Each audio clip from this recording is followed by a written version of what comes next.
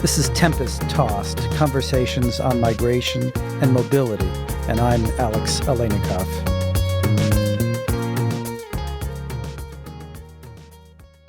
I'm joined in the Dodge 112 studios today by Allison Manuel, who has helped produce this episode of Tempest Tossed.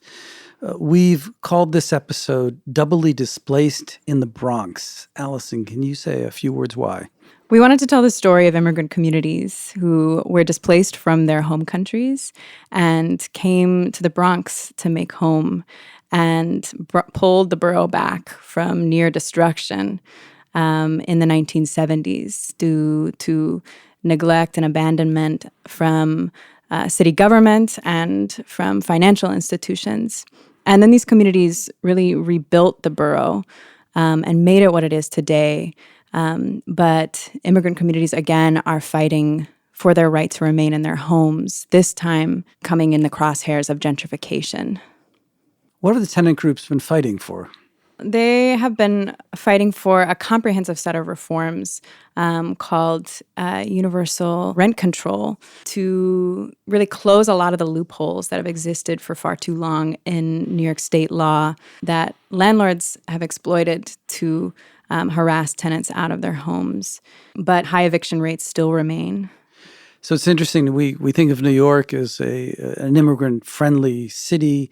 It's called a sanctuary city, and yet there are practices in the city that, in fact, are forcing immigrants from their homes.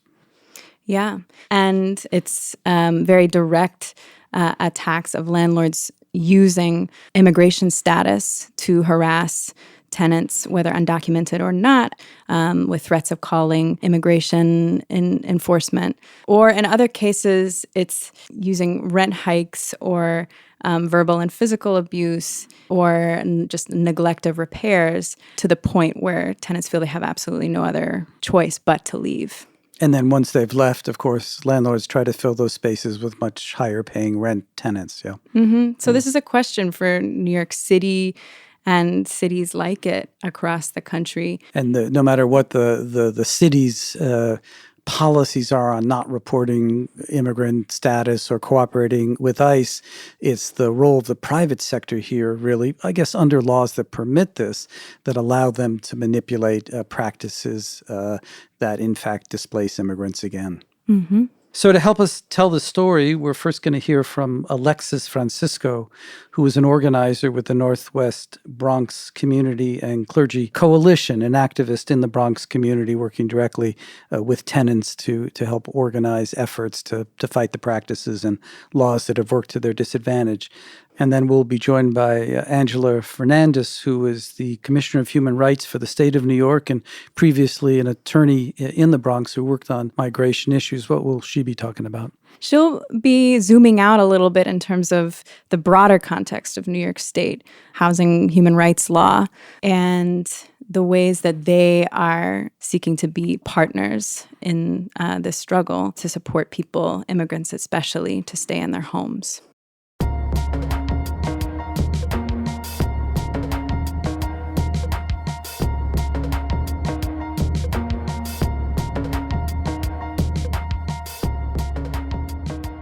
I'm here in the home of Alexis Francisco, community organizer with the Northwest Bronx Community and Clergy Coalition. Thank you so much for joining the show, Alexis. It's a pleasure to be here. Thanks for inviting me. So let's start with your personal story. How and why did you come to this city, and what did you find when you arrived here? So I came here in 1988 when I was just a little over 2 years old. So I came because my parents brought me here from where we lived in Santiago in the Dominican Republic. My parents had to leave because, on one hand, it was because they were trying to seek a better financial opportunity, seek a better way to make a living for themselves as a couple and for their growing family. They had me, and my sister was soon to come, and they were struggling to make ends meet in the Dominican Republic. They struggled mightily. And eventually they decided that it made sense to take this leap, to leave home, leave their community, leave for a place where they didn't speak the language, they didn't know anyone. We moved to Washington Heights in the late 80s. The area where we lived was not easy. There was a lot of poverty, a lot of violence. We lived in an apartment building where we often didn't have heat or hot water. Especially at the beginning, had to live with other families in a cramped apartment to make ends meet. And my parents worked really hard. The one thing that they found when they got here was that this country didn't recognize their degrees as legitimate. So they both actually ended up working in factories upstate, in Rockland County. So my dad worked in a factory during the day and drove a cab at night, right? All of this was what was necessary to generate enough income for our family to stay afloat. And so, there's one way that we tell these kinds of stories where it's like folks are, searching for, seeking the quote unquote American dream, right? Like trying to get ahead. And so you come here, it's the land of opportunity. But, in truth, my parents had to flee their home country because they couldn't survive, and that didn't happen in a vacuum, right? You've got the economic landscape in the Dominican Republic was shifting in a particular way in the 80s as it was throughout Latin America, right? It's the height of neoliberal economics in the United States that's having, the extending its reach into Latin America in particular ways. And the way that it manifested in the DR and really locally for my family was we had to leave, right? And try to come here because there was just no work for my family. So that was how we ended up here. And, it's been, we make home, we make family, we make community. That same building where we came to ended up being one where, we made lots of community and family ended up living in different floors in the building, and it became a very beautiful place for us to live. And, but it was not an easy choice, and it was not an easy experience of coming here.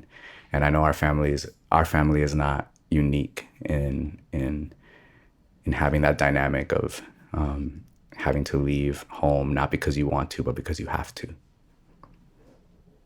So did you find that people had similar or different stories to you in the Bronx? Why are other immigrant communities coming here? Oftentimes, folks are not seeking to come here necessarily. They end up having to come here. They end up having to choose to settle down here. And, the reasons for why that is different depending on where folks are coming from. But oftentimes, and on the whole, what you'll find for the most part in the Bronx is folks are displaced due to economics, due to, it's a sort of economic displacement and forced migration because of economic instability, the inability to generate enough resources for yourself in wherever you were. And so you end up having to come to New York City as this sort of like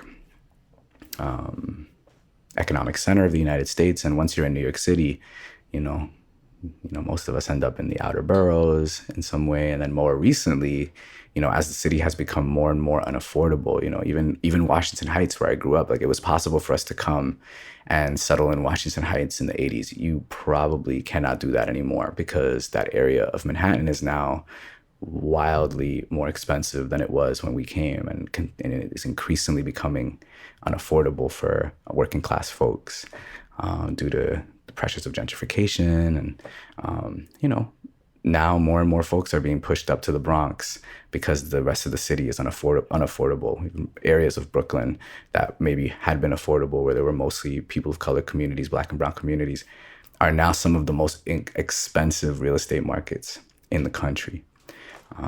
So a lot of folks, not just now, but up to now, are finding themselves having to come settle in the Bronx because there's just nowhere else to go in New York. So can you ground us a little bit more in the history of the Bronx, and in particular, the time of the Bronx burning in the 1970s and 1980s? How were immigrant communities of the Bronx shaped by that history of displacement and resistance, and what did they build? Mm-hmm. Yeah, so in reality, that history kind of begins a little bit before the sort of what is called sort of the burning years in the 70s, right? When you think about the Bronx, in some ways, early in its history was sort of a more wealthy area of New York City. You know, you think about the Grand Concourse was created for some of the wealthiest people in New York City once to create their, to move up. It was modeled after sort of Champs-Élysées Boulevard in Paris, to sort of be this sort of bastion of wealth for New York City. And you begin to have an influx of more sort of working class immigrant white communities coming from Europe, folks who are coming from Italy, Ireland, these different places and settling in these areas in the Bronx once that sort of time period of this concentration of wealth begins to fade. And then you begin to get into sort of like post-Depression, New Deal era social policies that create access to wealth for white people that are not available for people of color, for Black and brown folks. And so you begin to have what is historically termed white flight, right? Where you begin to have this sort of massive migration of white folks out of the Bronx out to the suburbs, out to Long Island, up to Westchester, areas where they have access to the capital needed to buy homes and sort of pursue this, American dream, house and a white picket fence thing that is just not accessible to people of color because we were, barred from accessing those resources. And so you have all of those dynamics shifting the demographics of the neighborhood. And then in the 70s, you have the city go bankrupt, right? So the city goes bankrupt. And part of what they decide to do in order to deal with that lack of resource for the city is they begin to cut municipal services, primarily in Black and brown working class communities. So you begin to see sanitation services cut. You begin to see firehouses shut down. All of these things that, that in that moment probably needed to be strong and strengthened and probably have resources poured into them, you begin to see those services cut. And so, part of what that results in is you begin to have an uptick of fires in the borough. But it's not just fires happening naturally because there aren't enough firehouses, right? Part of what you have is predatory landlords, right? Seeing an opportunity to seeing that they're not able to make these buildings profitable for themselves just on renting them out to poor and working class people of color, not seeing these people's humanity and dignity, right? Deciding that it would be more beneficial to them to actually burn down the properties and collect insurance money than it would be to try to actually repair them and make them livable for the people that live in them. And so you see, you begin to see fires at a scale that is, hard to really wrap your head around. There are reports that on some nights there were upwards of 1,000 fires in a single night. It literally looks like a war zone. You've got rubble, you've got from the buildings, you've got entire blocks leveled by fires. You've got garbage everywhere because with the lack of sanitation services and then also illegal dumping sites, right? Our neighborhoods were being used as illegal dumping sites. And the city would allow this in order to save money. They would then structure their garbage collection routes to pick up this garbage that would accumulate in our neighborhoods. So, it's under these kinds of conditions that people were fighting and organizing and, creating homes and communities out of that rubble, out of like the literal ashes of our communities being burned down. People fought for their buildings, they fought for their communities, they fought for their children's lives. And this is the kind of context in which people were living in the 70s and 80s in the Bronx. Northwest Bronx Coalition was one of these groups that emerged in this time period out of communities that were organizing. So you had clergy, you had tenants that were literally living in these buildings that were being burned or that were suffering from the impact of redlining, which I don't know that I mentioned earlier was this sort of fiscal policy where banks would literally mark neighborhoods that they knew to be inhabited by people of color, Black and brown people, and mark them as too risky to invest in, to pour money into. And so literally this would concentrate poverty in our neighborhoods. And so, the burning, the fires, the disinvestment, the cutting of these services, folks were organizing against folks began organizing to transform their community. Tenants were literally organizing into tenants associations, neighborhood associations, literally bringing people together that lived in the same community to be like, look, I know that I'm not the only person that's experiencing this issue. I know that you're not also, right, breaking this isolation that people experience when they're suffering, right? Oftentimes suffering in silence, hearing from their neighbors that, oh, actually, I'm not the only one. You're experiencing that too. So-and-so's child is having the same problem that my child is having in their school. And then recognizing that they might not have the power to change it alone, but that together they had the power to pressure the city or whatever, whatever power holder has the thing that they needed to give it to them. Tell us more about how that history and that work continues today. What are the displacement pressures that immigrant communities and poor and working class communities of color in the Bronx are experiencing today? And how are they banding together to fight back? Mm-hmm. Well, in many ways, folks are still experiencing the lingering effects of the disinvestment that happened in the 70s.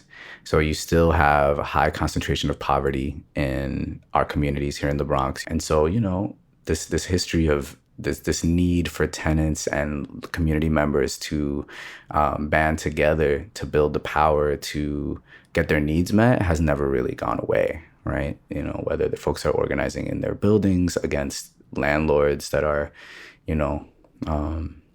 trying to make a quick buck or save a couple pennies by making their lives miserable, right? Or like trying to get New York City to actually invest in the schools that serve our kids. Like folks have had to organize.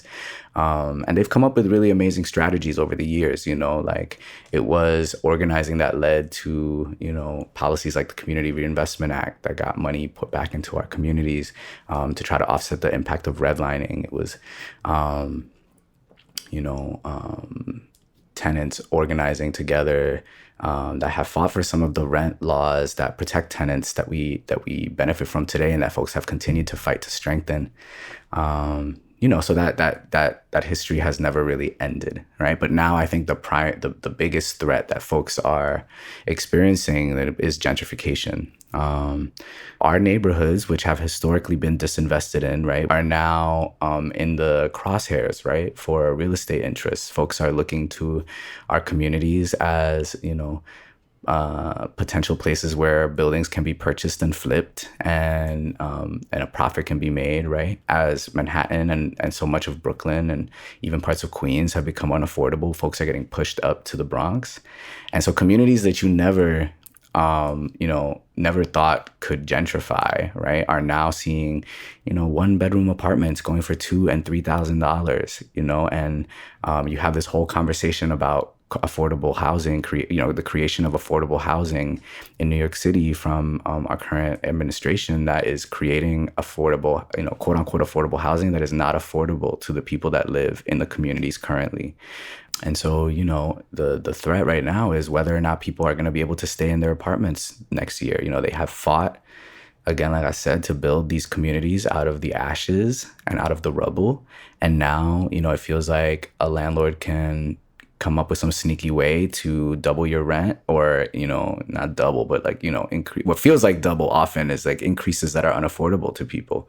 Or you have an upsurge in harassment, tenant harassment, right? These are the ways that landlords try to get around some of those very basic protections that have been put in place for tenants, right? So you can't raise a tenant's rent above a certain amount legally, right? Unless they move out. And so what do landlords do? They often make tenants' lives miserable in their apartment, so that they end up having to move so that they can then, renovate the apartments and charge way more rent to the next person who, as you have this influx of people that have more income, you end up having entire communities shifting, not just demographically, but you see this massive disruption in the culture, the fabric of the community. Again, these networks of support and connection that make up a community are disrupted. And so this threat of gentrification is definitely the thing that's looming over the head of every single person in the Bronx right now. And can you talk a little bit more about the different ways that landlords are using to displace tenants, especially immigrant tenants, whether it's more like direct threats around calling ICE on undocumented folks, or maybe more subtle forms of harassment? What's the array of tactics that you're seeing landlords use? Yeah, I mean, we have seen through the tenant organizing that we do in Northwest Bronx Coalition very direct threats on immigrant folks in buildings where landlords either know or suspect that folks are undocumented. They will, threaten folks, threaten to report folks to immigration authorities. And you think about the kind of terror that folks have to live in. You send your children to school and you don't know that you're going to be there when you get back, especially right now in our political climate where there's this upsurge in militarized tactics against immigrants. There is a heightened degree of terror that folks are living in. And so landlords know that. And so they take advantage, whether or not you make a direct threat or you insinuate that could be a tactic that's used that can keep somebody silent and keep somebody from engaging in the kind of tenant organizing that has the power to hold that landlord accountable. And whether or not, regardless of folks' immigration status, you see harassment, the likes of which I mentioned earlier. You see folks, a landlord will withhold repairs in an apartment. Again, how long can you live trying to raise your family and work when you have a big hole in your ceiling where there's water dripping or there's mold infested into your walls? Oftentimes you have landlords, for example, in my building, we had what is called an MCI, right? Which is a type of rent increase that landlords can pursue based on having created what are called major capital improvements. So any kind of major renovation or change to the building that impacts multiple tenants or tenants as a whole, landlords can then apply to the city to then have rents increased for all tenants in the building. Now, you would think that if a landlord spent, let's say, $1 million doing renovations to the exterior of the building, they could increase the rent until they recuperate their $1 million. And then it would be, that we might even consider that as something that makes sense reasonably, but that's not how it works. And so that is, when folks are making those kinds of risk calculations, when they're determining whether or not they're going to organize and whether or not they're going to try to fight for better living conditions, whether it's, am I going to be able to pay $1,000 more rent per month? Am I going to have to deal with, ICE coming to my house if I speak up about this? Am I going to have to deal with a super that I have to see every day harassing me, or getting my shutting off services to my? Am I going to have to deal with my child living in my apartment with mold? All of these things are the things that are actually tactics that are used by landlords to discourage tenants from organizing and to oftentimes get people out of their homes. So before you mentioned the universal rent laws that your organization was a part of winning, can you share a little bit more about what was won and with their passage and what more needs to be fought for? Mm-hmm. Yeah, I mean, we're in a momentous moment for housing justice organizing in the Bronx. I mean, Northwest Bronx was a part of a larger coalition that included other really powerful organizing groups in the Bronx and across the city, like CASA and Met Council for Housing, and other groups all over the state that fought together for this. For this legislation. And part of what we won were, I spoke about vacancy bonuses, which is that was taken away. So now landlords can't raise the rents. This disincentivizes a little bit the sort of pushing of folks out under the assumption that you can hugely jack up rents when you get people out of their apartments. Something called vacancy decontrol, which allowed for once you're able to raise the rent on a rent regulated apartment to a certain degree, then it comes out of rent regulation, right? So it can become a market rate apartment. So that was changed in this with this law. I talked about MCIs earlier, which is something that's close to my heart because it's something that me and the tenants in my building have been fighting for our building. And so part of what wasn't a complete abolishment of MCIs yet, although that is still the fight that we're moving towards, because, we believe that it is that we will soon abolish MCIs because of how much that's impacting tenants in the Bronx and across the city. But in the meantime, what we did win was a reduction in how much landlords can get out of tenants for these major capital improvements, and a reduction in how long they can charge it for. So it did sort of reel back a little bit the sort of free-for-all that landlords have been in New York City, and the ways in which our housing laws have really benefited landlords for far too long. And we're beginning to move towards more equity in housing in New York City and in New York State. And so there's still much to fight for, right? We're still nowhere near the vision of what housing justice would really look like for people in the Bronx, and where our people can raise their families and live their lives free of threat of displacement, right? Or an eviction, right? Evictions are a huge issue in the Bronx, and in my neighborhood in particular, one of the neighborhoods that has the highest eviction rates. And so we're really continuing this fight for housing justice for all of our folks. Thank you so much for sharing your story and your work, Alexis. Thank you.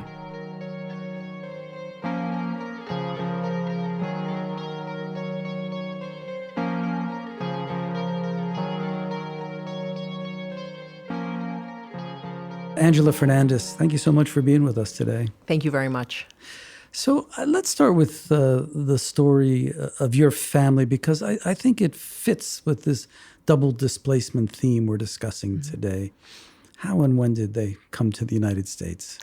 Well, my mother is from the Dominican Republic, and my father is from the south of Spain. And they arrived in the United States in the late 60s. My mother actually, I would say, encountered a double displacement. Much of the reason she had to leave the Dominican Republic had to do with the economic and political interest that the United States had in the Dominican Republic in a variety of ways, one of them being a U.S. invasion of the country and some other related issues around that. So my mother went to Spain. And it was very unusual. And it was her and about 100 other young Dominican teenagers were shipped off to Spain, and my mother landed in Granada in the south of Spain. And my father, minding his own business, fell in love with my mother. My mother had the foresight, and she said, I'm going to the United States. I think the United States is where the future is. And it was very easy back then to just get on a plane and travel and decide to, where you're going to live. It was much easier than today. My father followed her simply because he was in love with her. And they both, despite the fact that my father actually had a college degree, he started working in factories. And my mother also worked in factories. She didn't have a college degree. And then I was born. They went to Paterson, New Jersey, probably one of the few Latino immigrants in Paterson at that time. So when I think about my parents, both who grew up under brutal dictatorships, both who came to the United States for a multitude of reasons, and could regularize fairly easily. If they were to come today and then still give birth to me and my 4 other brothers and sisters, we would have a completely different experience. So you're currently the Commissioner for Human Rights in New York State, but before that, you were director of the Northern Manhattan Coalition on Immigrants' Rights. And having worn both those hats, or currently wearing one hat and having worn the other hat, can you talk about the kinds of pressures that immigrants are feeling, particularly in the Bronx and greater New York, regarding housing? Sure. So as the commissioner of the New York State Division of Human Rights, our agency enforces the oldest anti-discriminatory law in the country. It's 75 years old. And we have a very clear understanding that people or corporations or landlords that want to discriminate will find different ways to discriminate, will find ways to discriminate that intersect. And as the federal government retreats from its anti-discriminatory responsibilities, at the same time having a federal government infect our national conversation with hateful rhetoric, it is emboldening people to engage in discriminatory practices. What are some examples of that? A perfect example, very much in the immigration context, is landlords telling tenants that they have to provide proof of U.S. citizenship. That's not permitted under New York law? And it's not permitted under, and it's actually, as far as we are concerned, under the New York State human rights law and our division, that is discriminatory practice. Why would landlords care about the citizenship status of their tenants? They are not obligated by any law to ask for, to require some kind of proof of citizenship. Landlords are not immigration enforcers, and they should not be. But one could surmise that it is a way of pushing out tenants that they may deem undesirable in some way, to attract other kinds of tenants that they may perceive or see as paying higher rate. Are there other tactics other than asking for proof of citizenship that you've seen in housing situations in Yes. the Bronx? One that is unfortunately very common, and we actually were able to pass a law this summer to address it. It's called source of income. If your sole source of income is Section 8, child support, Social Security, just as examples, and that is what you show as your proof and ability to pay rent, you cannot be denied. And we have found that many people are denied. Previous to the law passing, the ads would say Section 8 need not apply. Well, now that's unlawful. We heard a story of a woman from Puerto Rico. She was a Hurricane Maria refugee, came to New York City, went all over to all the boroughs, and she was denied by 10 landlords because of her Section 8, and she's a U.S. citizen. And it wasn't until she received government aid and intervention on this particular case, and then she was able to rent from a landlord. You've been describing situations where people are denied a chance to rent an apartment. Are there other tactics that landlords use to actually evict existing tenants if they think they can then get a higher rent from a new tenant? Well, I mean, one common practice, and especially when the tenants are undocumented immigrants, they would be able to do this. The landlord could do this without fear of complaint or retribution. Is, for example, not fixing things, not providing heat, not providing all of the basic amenities that, by law are required to be maintained in an apartment. And so if, especially with the rhetoric that we're hearing over the last few years, an undocumented immigrant will be less likely to complain or go to court because they're afraid they're going to invite. I mean, any interaction with government can be perceived as an invitation of other elements of government that could come in and potentially detain and deport. And so best to just pick up and move and go somewhere else. That's one way. Another way that we've seen is where either landlords or supers are unlawfully charging $30 a month for a refrigerator. They'll say, in order for you to have this refrigerator, we're going to charge you $50 a month. Really? And the tenant thinks that this is correct, that that's what they have to do. So that's a way of gouging, pulling money out of individuals who already are making very little money. We've even heard of cases where the landlord doesn't even want to take the check, take the rent, for whatever steps they're doing that in their process of trying to evict the person. Are immigrants particularly vulnerable in these situations, or are these tactics used against many people of lesser means in the Bronx? I think the tactics are used in many different scenarios, and the combination of a potential language barrier and the being either out of status or in between status as an immigrant are two vulnerabilities. Actually, I would add a third one, which is we are so privileged to grow up in a country, and I'm saying this in any country. When you have the privilege of growing up in one country, you get to understand the systems of that country. And it's just an automatic, especially if you grow up as a child. So when you come as an adult to a country, and systems that we just take for granted because we learned them as children is another barrier. So those are, three vulnerabilities that I would describe for an immigrant. Of course, once you master the system, then you're in an enviable position because now you understand systems from different countries. And so that's the positive side of it. And I think that as a neighborhood in a city is ultimately perceived by entities that are created that essentially work, in the financialization of housing, then neighborhoods who start to look like they would be monetizable, that is truly where neighborhoods become vulnerable. So this is really quite a flip, isn't it? Because in the 70s, you had redlining and other practices where financial institutions refused to invest in these areas. And now these banks are coming back in and working with developers to try to get folks out so they can make a buck in these areas. It's quite a flip, isn't it?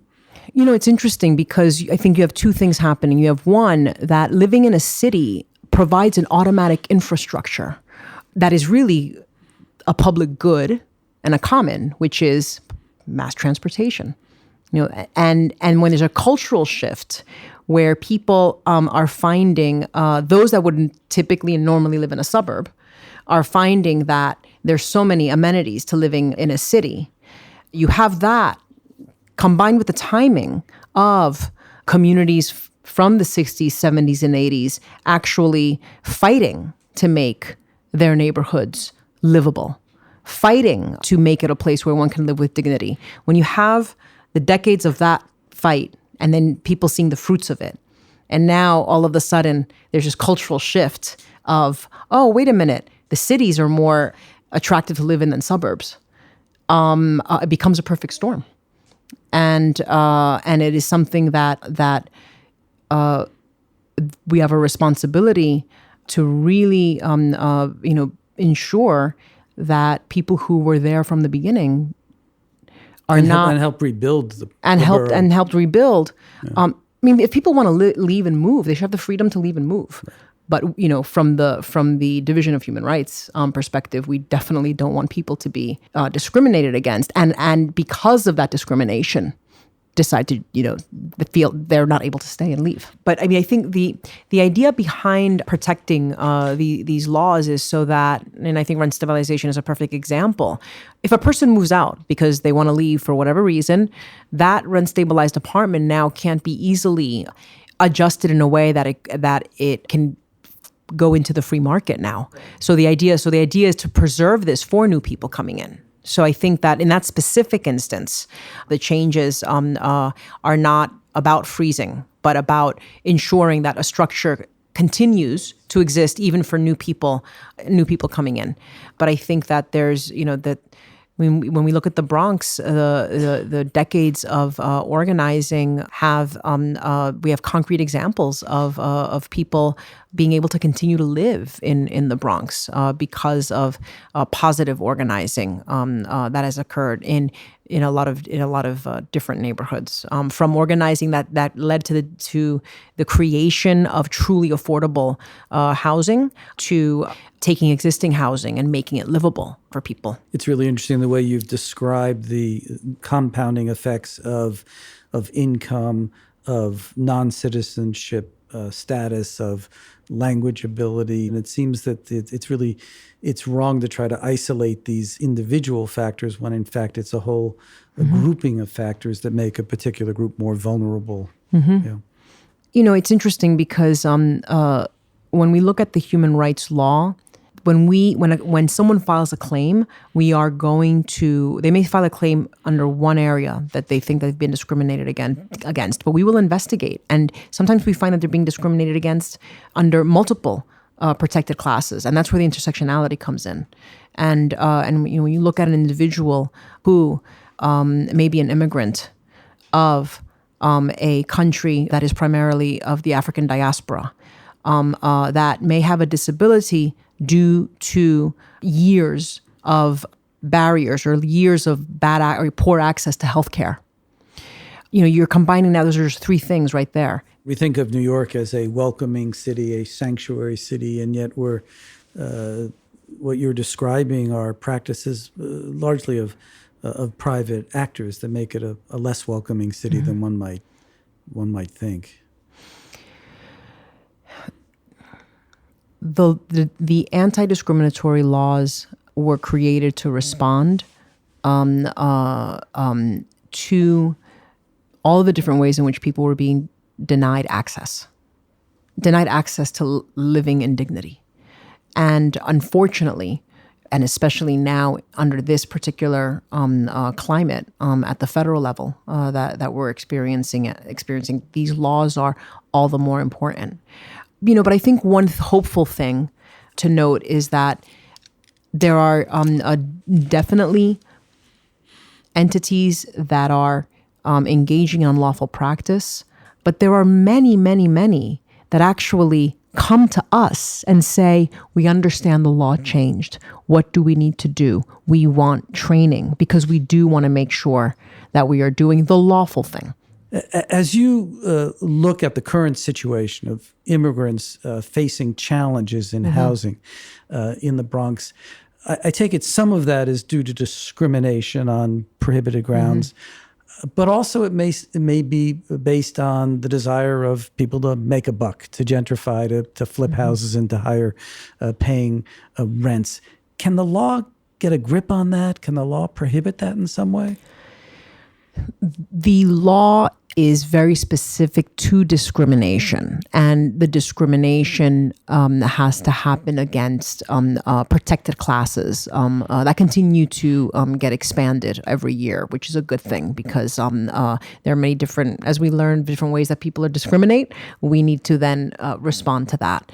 So if there isn't discrimination happening in the process of providing less than, for example, not providing heat in a building, then we have to look at other laws, and those are the other laws that is the law being broken generally when a landlord is not providing heat to a building. The second piece of it is the enforcement of that, and whether there is a will and if there's a budget to enforce that. That's separate then from discrimination. We've talked to local housing and immigrant activists in the Bronx. What influence, what impact do you think the political work being done in the borough has had? Well, we just recently had some sweeping rent guidelines laws passed that, essentially overall protects the rent stabilization stock that we have. I mean, we don't have a mechanism where when an apartment goes out of rent stabilization status, a whole new batch gets created to replace it. And there had been a history of abuses around rent stabilization, and so I think that the strengthening of that was something that needed to happen. Tremendous organizing achieved that, along with the political will. So this is something that, if it weren't for the organizers and the people that were directly impacted, organizing around this issue and then working with all the different political entities, then we wouldn't be here today with those new laws. Thank you so much. Thank you. Thank you, Angela, for being here. You've been listening to Tempest Tossed, a production of the Zolberg Institute on Migration and Mobility at the New School. Our engineer is Sahil Ansari at Dodge 112, and theme music composed by Eli Aleynikov. We would welcome your comments and suggestions for future episodes, and you can reach us by emailing us at tossedtempest@gmail.com. That's tossedtempest, all one word, @gmail.com.